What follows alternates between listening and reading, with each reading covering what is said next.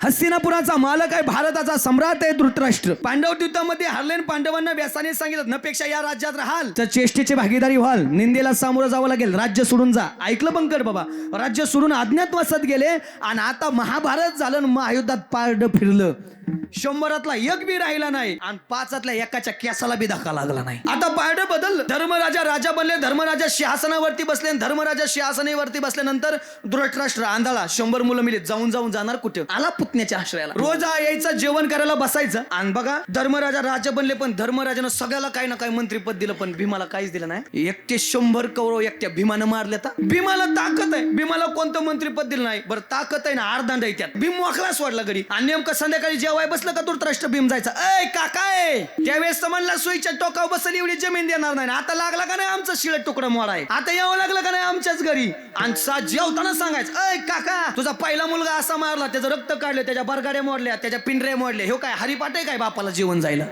हा हरिपाठ आहे बाप जेवण करेल? बाबा जेवलं नाही म्हातारं, खंगलं म्हातारं. धर्मराजा गेले, काका अहो झालं ते झालं, जाऊ द्या ना. तुमची 100 मुलं आमच्याकडून मेली, पण त्याला कारणीभूत सुद्धा तुम्हीच आहेत ना. थांबवायचं होतं ना मुलांना. पण आता तरी मिळालेलं आयुष्य आनंदानं जगा ना.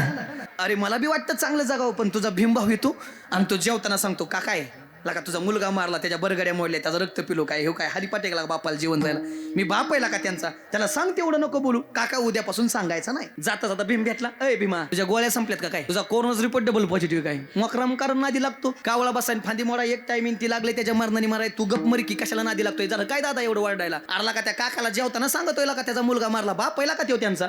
अरे जेव्हा नाही म्हातार, उद्यापासून जेवताना सांगू नको. हे गडी अर्धांडच, हे म्हणला जेवताना सांगायचं नाही, बाकीच्या टायमाला काय अडचण आहे सांगाय. आणि म्हातारा झोपायला लागलं का जायचं, अय काका तुझा पुढचा मुलगा असा मारला. बाबा राज्यात राहिलं नाही, राज्य सोडून जंगलात गेलं. बघा नियती बी किती क्रूर डाव खेळते. जंगलात गेलं, जंगलात गेल्याबरोबर जंगल बी पेटलं. बरं आंधळ आहे, पळून पळून पळणार कोणीकडे, सोबत कोण नाही. जंगलात राग झाली, परिणाम सावडायला राग सुद्धा सापडली नाही, हाडकं सुद्धा सापडली नाही. धृतराष्ट्र त्याच्या मागचा इतिहास आहे, त्याच्या काही पूर्व आयुष्यातला इतिहास आहे. तो आधी राजा असताना जंगलात शिकार करायला गेला आणि शिकार न गावल्यामुळे गारगोटीला गारगोट घासली, जंगल पेटून दिलं. त्या जंगलात एक सर्पिन व्याली होती, त्या सर्पिनीनं शाप दिला आणि तिची सर्पिणीची 100 पिलं त्या जंगलात जळून मेली. त्या सर्पिनीनं शाप दिला, माझी जशी 100 मेल्यात तशी तुझी बी 100 मरत्याल आणि तू पण आंधळ असतील. भरावं लागलं का नाही? भरावं लागलं का नाही? त्या काळात जरा मागचं केलेलं पुढच्या आयुष्यात भरायचं होतं, पण आताच या हातानं करायचं आणि या हातानं फेडायचं.